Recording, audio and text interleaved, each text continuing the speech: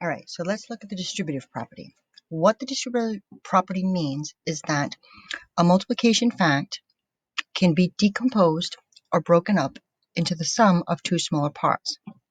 So if we have just the basic multiplication table, 9 times 6, what we're saying is that we can break up one of these numbers, decompose it into a smaller part. So what I showed you here is I decomposed the 9, okay?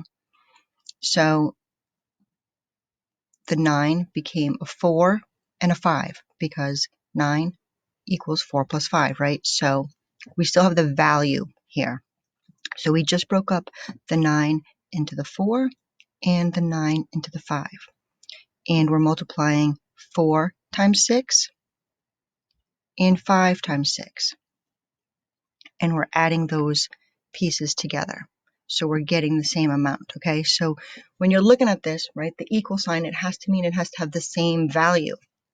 So if you're doing 9 times 6, right, this would be 54. And if we did this, this would be, color I want to have here, red, this would be 24, right? And this would be 30. And if we added these two together, right, we would get 54. So it is equal. This is 54.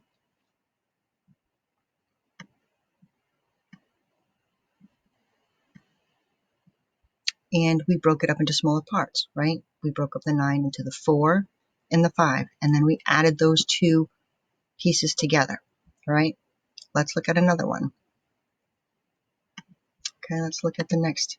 So again, we tried it. So if we said 6 times 8, right, we can break up one of those units into a smaller part. So we broke up the 8 into a 5 plus 3, because 5 plus 3 equals 8. So we have not changed the value, okay?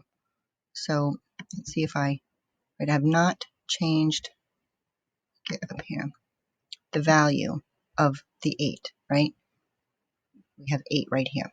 And we're saying 6 times 8 equals 6 times 8. All right? Okay, so here's another example. If we just look at this side of the equation, when there's a number right near parentheses, that means multiply, okay? So we're saying 5 times 6 plus 2, okay? So notice my 5, here's the 5, the 5, the 5. We're just breaking it up. So we're saying 5 times 6 plus 5 times 2, okay? So here's our 5 times 6 plus our 5 times 2, okay? See, there's our plus. So we kept the plus, and we just did 5 times 6, and then we did 5 times 2, all right? And so they could do it in area, and we know that area, you have to,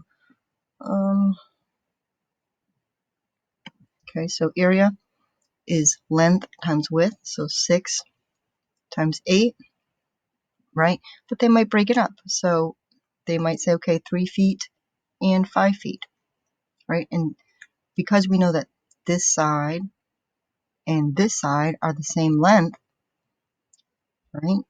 This is 8. This is also 8. They just decomposed it. They just broke it up, all right? So that's very simple. This 6 times 8 is exactly what we just did up here. 6 times 8. We broke it up into 6 times 5 plus 3.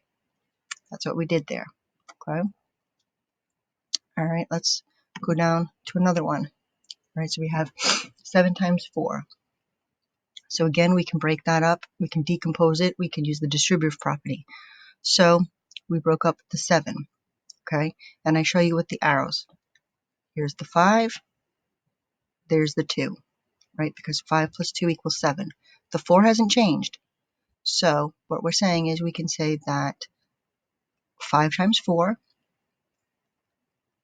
plus 2 times 4 will give you the same answer. So again, if we tried that out, right?